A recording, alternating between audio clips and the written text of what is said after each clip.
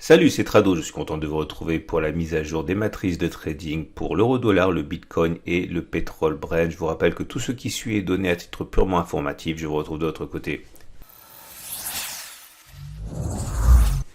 On va donc commencer par l'euro-dollar en données journalières. Comme vous pouvez le voir, si une bougie est égale à un jour, on voit que la prochaine résistance est justement au contact des cours. Elle est globalement comprise entre 1,14 965 et 1,14 397. Si on descend, si on monte d'une unité, quand on regarde les données hebdomadaires, on voit que c'est une zone qui a bloqué les cours de manière évidente là, en mars 2020 et nous sommes au contact de cette zone, c'est la zone grise. Et si on descend d'une unité de temps et qu'on regarde les données journalières, la prochaine résistance journalière est donc ici en orange. Toute cette zone est une zone dangereuse pour les haussiers car des mouvements baissiers, des ventes risquent d'apparaître sur ces niveaux. Le prochain support est à 1,11 674, 1,12 373. C'est la zone ici qui a été résistance, qui a été cassée, qui a donc théoriquement changé de polarité. On pourrait envisager que sur cette zone, sur signal, eh bien, des haussiers puissent intervenir. On va maintenant descendre d'une unité de temps. On regarde les données 4 heures pour voir comment les traders pourraient réagir cette semaine. Tout d'abord, on constate que la tendance elle est haussière,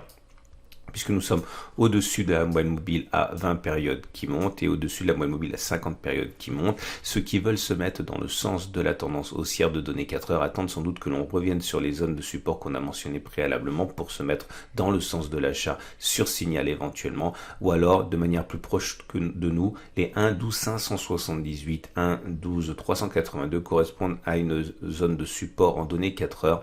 Ici, c'est une zone de résistance qui a été cassée, qui a donc théoriquement changé de polarité. On pourrait avoir donc des mouvements acheteurs sur toute cette zone. Ceux qui préfèrent se mettre dans le sens de la baisse, c'est-à-dire contre la tendance de 4 heures, attendent sans doute que l'on revienne sur des résistances tracées sur les unités de temps supérieures, les zones qu'on a mentionnées préalablement, 1,14 965, 1,14 397. On voit que la zone a déjà été à l'origine d'un repli initié le vendredi 5 juin à 9 heures, enfin sur la bougie de 9 heures. On passe maintenant au Bitcoin avec les données journalières. Là aussi, nous sommes au pied d'une résistance, une résistance hebdomadaire et journalière, c'est la zone des 10 479 900. On regarde sur les données hebdomadaires comment elle est née cette zone. Vous voyez, c'est toute cette zone qui a déjà bloqué les cours en février. On redescend d'une unité de temps, on regarde les données journalières et vous voyez que cette zone par transparence est effectivement difficile à passer pour l'instant. La zone de support la plus immédiate en données journalières est à 8706, 8150, zone qui est à l'origine des rebonds depuis mai 2020. On descend d'unité de temps, on regarde les données 4 heures pour voir comment les traders intraday pourraient réagir. Alors, il n'y a pas de tendance sur les données 4 heures. Vous voyez, les moyennes mobiles 20 et 50 périodes sont plates. Ceux qui veulent se mettre néanmoins dans le sens de la hausse attendent soit que l'on revienne sur la zone de support qu'on a mentionnée préalablement, 8706, 8150, pour s'appuyer sur une zone de support qui est née sur les unités de temps supérieures, qui est donc théoriquement plus solide. Un support intermédiaire existe en bleu ici, mais c'est uniquement sur les données 4 heures, compris entre 9400 et 9463 à peu près. Ceux qui veulent plutôt se mettre dans le sens de la baisse attendent un nouvel échec sur la zone des 10 479 900, zone qui est déjà à l'origine de la décrue à laquelle on a assisté le mardi 2 juin. Et on va terminer avec le pétrole Brent. Là, la tendance en données journalières est haussière. Nous sommes relativement éloigné de la prochaine résistance ici comprise entre 50,29 53,13. C'est une zone qui est en fait une zone hebdomadaire de résistance. Vous voyez, c'est une zone de support qui a été cassée, qui a donc changé de résistance en devenant changé de polarité en devenant résistance. Je reviens sur les unités de temps journalières. Comme vous pouvez le voir, on est assez loin de cette zone de résistance pour l'instant. La zone de support la plus immédiate est là, elle est comprise entre 32,58 et 37,00. Zone de résistance qui a été cassée, qui a donc théoriquement changé de polarité en devenant possiblement un support. On descend sur les unités 4 heures pour voir comment les traders intraday pourraient réagir.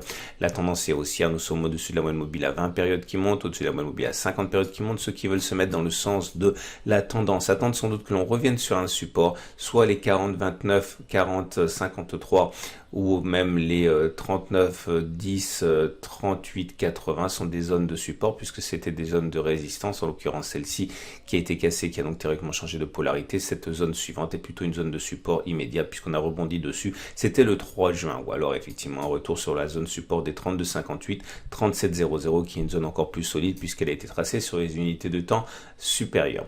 La prochaine résistance, elle est là, c'est pour ceux qui éventuellement envisagent de privilégier des signaux baissiers puisque sur cette résistance des 50-29, 53-13 tracée sur les unités de temps supérieures, il y a des chances pour que de traders apprécient la solidité d'une zone tracée sur les unités de temps supérieures.